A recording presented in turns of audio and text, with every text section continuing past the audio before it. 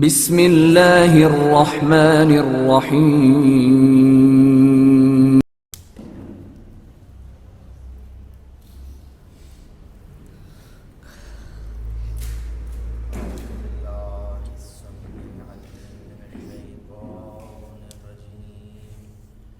بسم اللہ الرحمن الرحیم.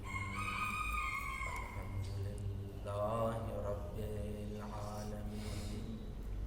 الحمد للہ الذی ذکرہ شرف للذاکرین وشکرہ فوز للشاکرین وطاعتہ نجات للمطیعین.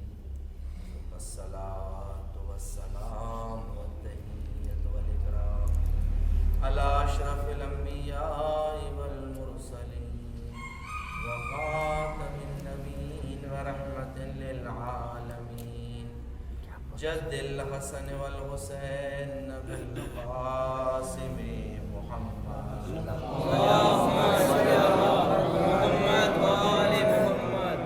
وعلى أهل بيته الطيبين الطاهرين المعصومين المظلومين سيما بقية الله في الأرضين الإمام الثاني عشر المهدي المنتظر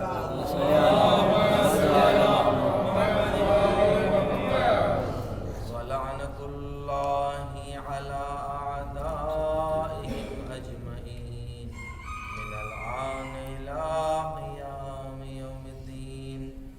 أما بعد فقد قال الله تبارك وتعالى في محكم كتاب المجيد وفرقان الحميد وقوله الحق. بسم الله الرحمن الرحيم. يا أيها الذين آمنوا اتقوا الله وكونوا مع الصادقين.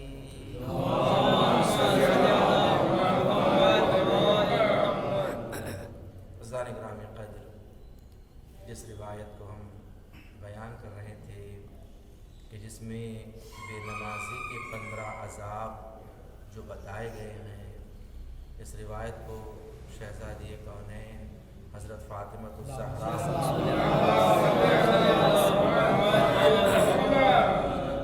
آپ نے اپنے والد گرامی سے سوال کیا کہ ایک بے نمازی کے کیا عذاب ہے، تو حضور نے فرمایا کہ 15 عذاب اللہ عطا کرتا ہے بے نمازی کے لیے، کہ جن میں سے 6 دنیا میں اللہ عذاب مبتلا کرتا ہے، اور 3 موت کے وقت اسے عذاب عطا کرتا ہے، اور 3 قبر میں، اور 3 روز قیامت. 6 عذاب جو دنیا میں اللہ عطا کرتا ہے اس کا بیان گزر چکا ہے کہ اللہ رزق سے برکت اٹھا لیتا ہے، عمر سے برکت اٹھا لیتا ہے، صالحین کا نور چہرے سے چھین لیتا ہے. اللہ اس کے کسی عمل کو قبول نہیں کرتا، اللہ اس کی دعا کو قبول نہیں کرتا، اور اللہ اسے صالحین کی دعاؤں میں بھی شامل نہیں رکھتا.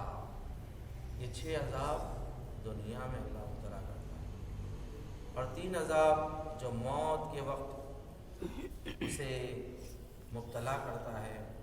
وہ بھوکا اس دنیا سے جائے گا، وہ پیاسا اس دنیا سے جائے گا. اگر ساری دنیا کا پانی بھی اسے پلا دیا جائے تو وہ تشنگی اور پیاس کی عالم میں اس کی موت آئے گی، اور اللہ اسے ذلت کی موت دے گا. اس کے بارے میں گفتگو گزر چکی، تفصیل بیان ہو چکی. 3 عذاب جو قبر میں اور 3 عذاب جو روز قیامت میں جو اللہ مبتلا کرتا ہے وہ یہ ہے کہ قبر میں سب سے پہلا عذاب جو اسے دیا جاتا ہے، اللہ اس کی قبر کو تنگ کر دیتا ہے. یعنی تنگی قبر، کہ اس کی قبر بڑی تنگ ہوگی. تنگ ہونا یعنی وسعت کے مقابل میں، وسعت یعنی وسیع ہونا. کہ اللہ قبر میں دیکھیں، قبر جو بنائی جاتی ہے مردے کے لیے، وہ قبر تو یہ ظاہری قبر ہوتی ہے. حقیقی قبر انسان کی اس کی برزخ ہوتی ہے. حقیقی قبر برزخ میں ہوتی ہے. جو فشار قبر کہتے ہیں، فشار قبر یہ نہیں کہ جب ہم قبر میں جب دفن کر دیں گے مردے کو، اس کا فشار قبر جب شروع ہوگا، بلکہ نہیں. جو لوگ دریا میں مرتے ہیں ان کے لیے بھی فشار قبر ہے.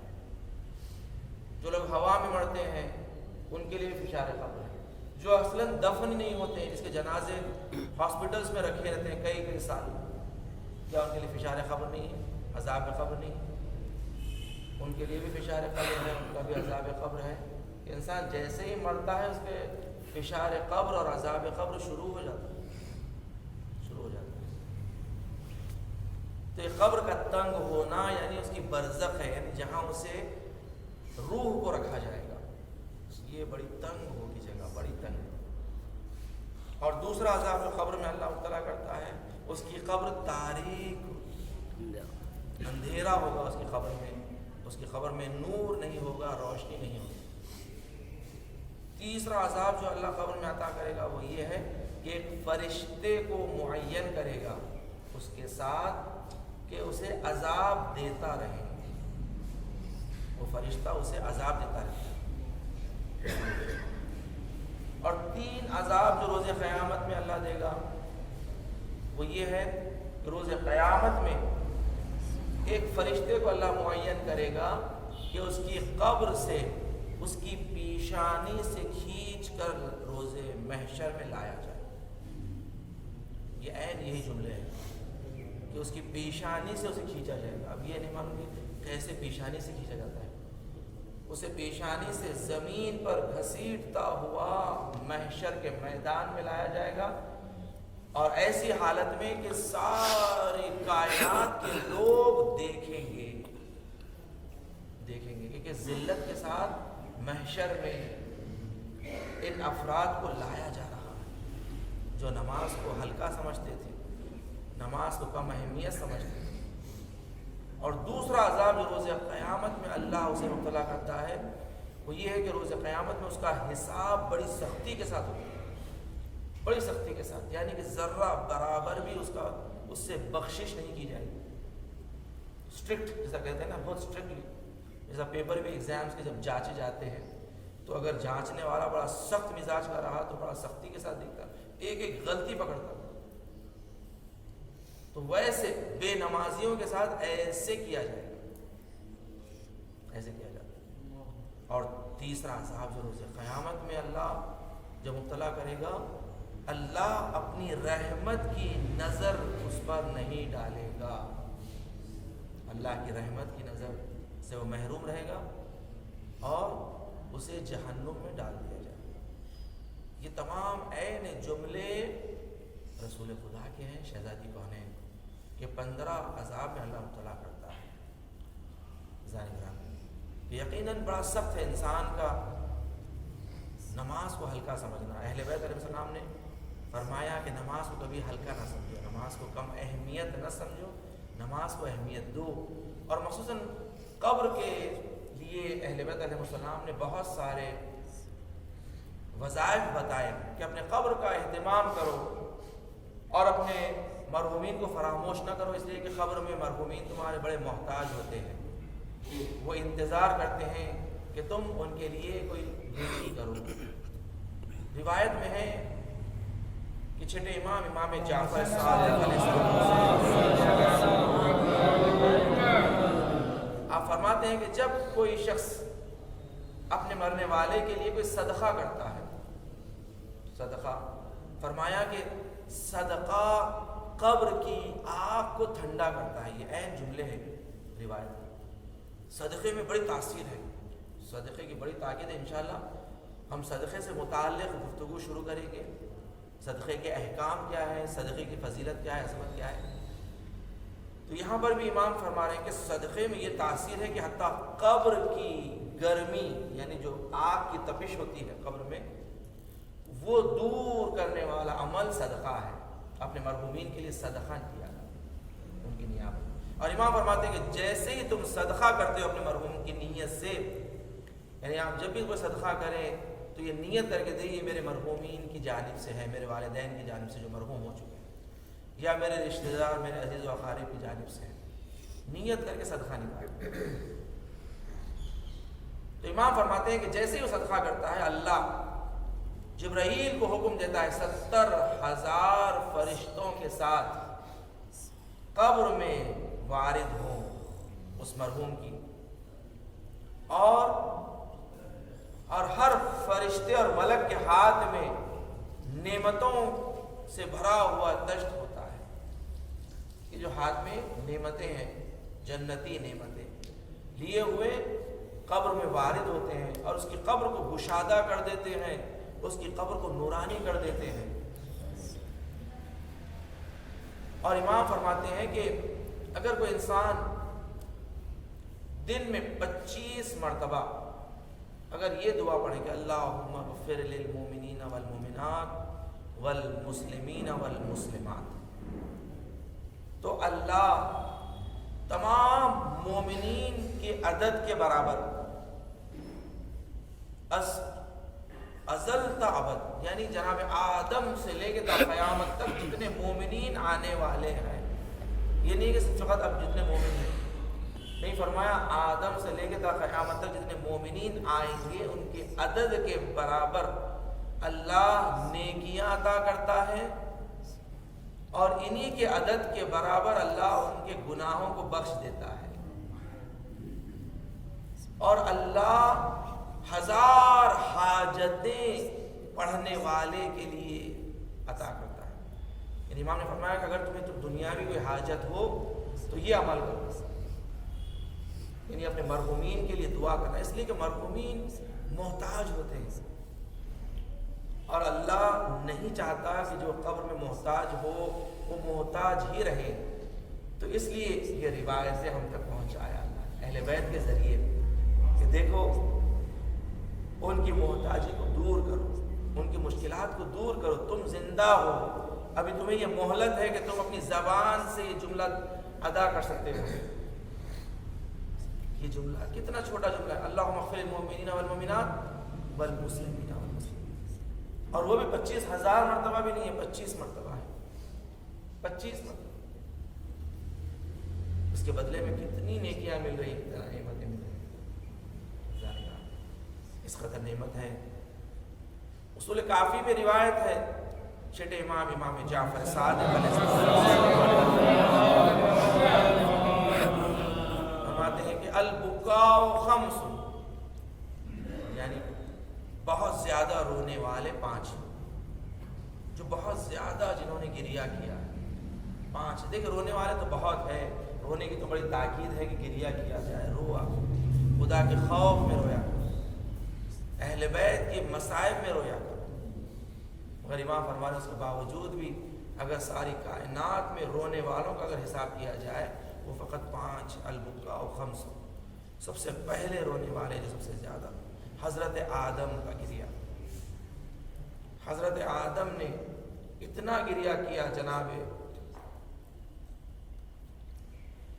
فراق میں کہ جناب آدم کے چہرے پر گریے کے نشان بن گئے، گریے کے نشان، اس لیے کہ فقط جناب حوا کے فراق میں اتنا گریہ کیا کہ آدم کے چہرے پر رونے کا نشان، یعنی چہرے پہ اتنا گریہ کیا کہ آنسوؤں کا نشان بن چکا تھا. دوسرے سب سے زیادہ رونے والے حضرت یعقوب.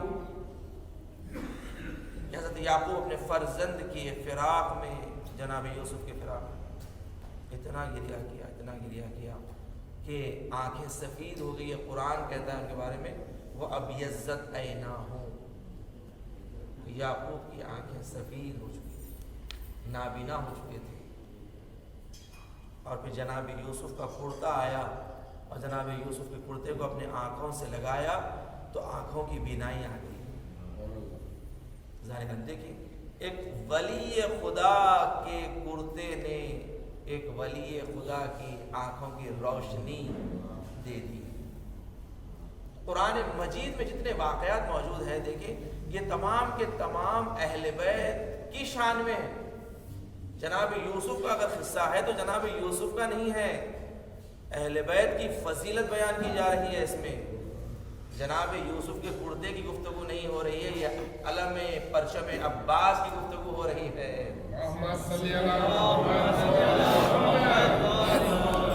کہ اس علم کے پرچم کو کچھ کم نہ سمجھنا،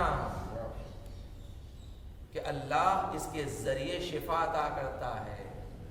اللہ نے جو چیزیں ولی سے منسوب ہوتی ہیں نا، جو اللہ کے ولی ہوتے ہیں، ولی خدا ہوتے ہیں، ان سے جو منسوب چیزیں ہوتی ہیں اس میں اللہ شفا عطا کرتا ہے۔ کوئی یہ نہ کہے کہ یہ کیا ہے، یہ کفر ہے، کہ کسی کا کرتا چوما جا رہا ہے، کسی کا پیرہن چوما جا رہا ہے۔ تو قرآن مجید میں پیرہن کی عظمت اللہ نے بتا دی، یہ پیرہن کی عظمت ہے۔ تو جناب یعقوب کا اتنا گریا یوسف کی فراق میں کہ آنکھیں سفید ہو۔ تیسرے سب سے زیادہ رونے والے ہیں جناب یوسف۔ قرآن مجید میں واقع کہ جناب یوسف اپنے باپ کے فراق میں، دو اس کی شان حضور بتائے گئے کہ جناب یوسف کا گریا یا جناب یعقوب کے فراق میں تھا، یا جناب یوسف کا گریا اس لیے تھا کہ جب آپ کے قید خانے میں دو شخصوں کو لایا گیا تھا، دو افراد کو جو قیدی تھے، تو انہوں نے خواب دیکھا، جناب یوسف نے خواب کی تعبیر کی، فرمایا کہ ایک کو قتل کر دیا جائے گا، اعدام کر دیا جائے گا، مار دیا جائے گا، اور دوسرے کو بادشاہ کا ساقی بنایا جائے گا۔ تو اس سے جناب یوسف نے کہا تھا کہ تم جب بادشاہ کے ساقی بن جاؤ تو بادشاہ کے سامنے میرا ذکر کرنا اور بادشاہ کو یاد دلانا کہ ایک بے گناہ قید خانے میں ہے۔ بس جناب یوسف کا یہ کہنا خدا کو پسند نہیں آیا۔ جبرائیل نازل ہوئے، کہا یوسف تم ولی خدا ہو، تمہاری امید خدا سے ہونی چاہیے، تم نے کیوں کسی کو کہا کہ سفارش کی اپنے لیے؟ ظاہر دیکھیں، توکل خدا پر، امید خدا پر، کسی غیر خدا سے تم امیدیں نہ لگاؤ۔ اب یہ ولی خدا کے لیے، جو اولیاء خدا ہوتے ہیں اللہ ان سے الگ معاملہ کرتا ہے۔ عام انسان ہے وہ ایک دوسرے سے امیدیں رکھتا ہے، ولی ہے۔ یوسف کا یوسف تمہاری قید 7 سال کے لیے بڑھا دی گئی، 7 سال فقط اسی خطا کی وجہ سے کہ تم نے غیر خدا کو وسیلہ بنایا۔ خدا کو وسیلے اگر پسند ہے تو پنجتن پاک کے وسیلے پسند ہے۔ جب جناب یوسف 7 سال تک گریا کرتے رہے، قید خانے میں قیدی کہتے ہیں یوسف یا دن میں رویا کرو یا رات میں رویا کرو۔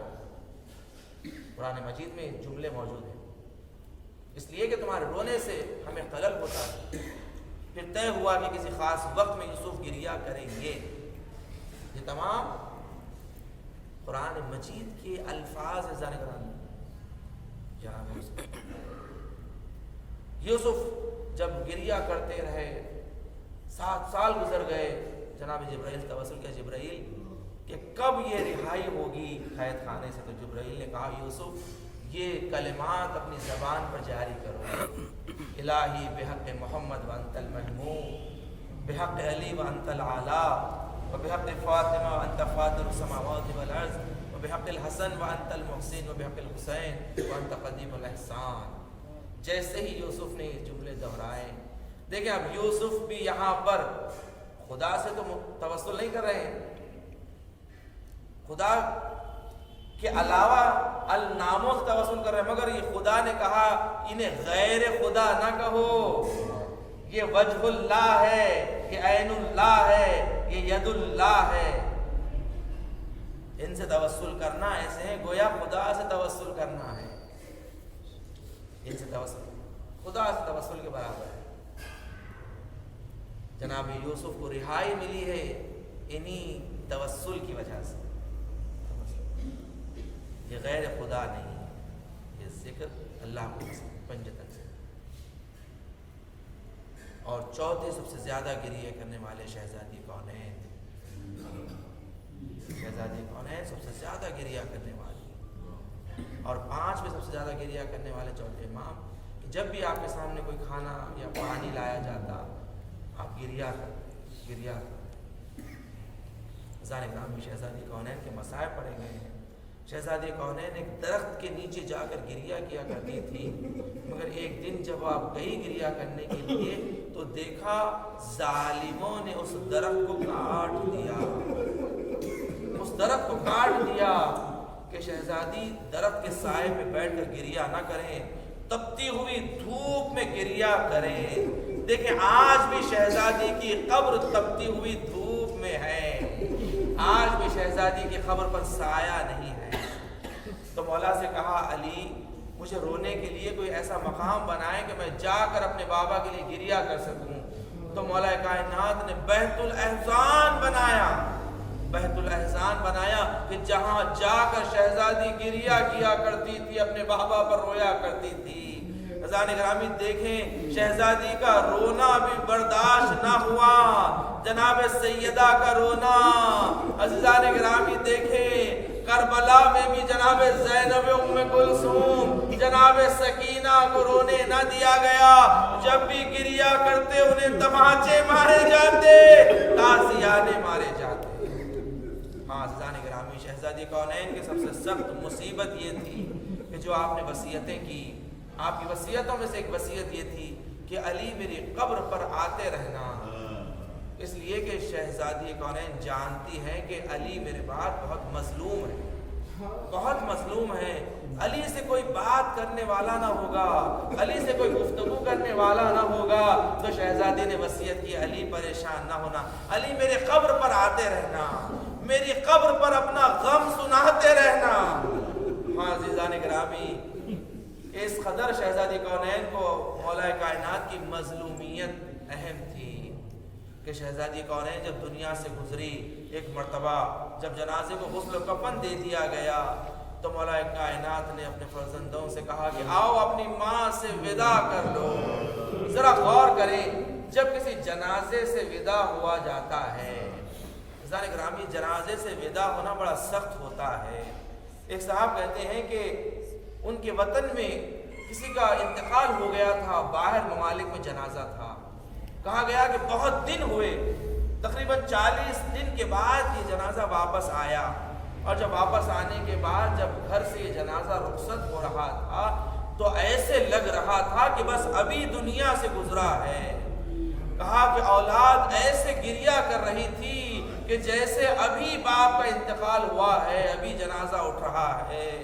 تو کہا کہ جب احساس ہوا کہ جب جنازہ گھر سے نکلتا ہے تو اولاد برداشت نہیں کر سکتی. ہائے امام حسن و امام حسین جناب زینب ام کلثوم کو کہا گیا کہ دیکھو گریہ زور سے نہ کرنا، اس لیے کہ کہیں مدینے والوں کو پتہ نہ چل جائے کہ زہرا کا جنازہ گھر سے نکل رہا ہے. ارے بچے ہسکیاں لے کر گریہ کر رہے ہیں. ارے بچوں کو اجازت نہ تھی کہ ماں کے جنازے پہ گریہ کرے. ارے علی نے کیسے فاطمہ کا جنازہ دفن کیا، ہاتھوں میں لیے ہوئے یا رسول اللہ ہاذہی بنتکا، یہ آپ کی بیٹی ہے، یہ علی کے مصیبتیں زہرا سے سوار. اللہ وسیار الذین ظلموا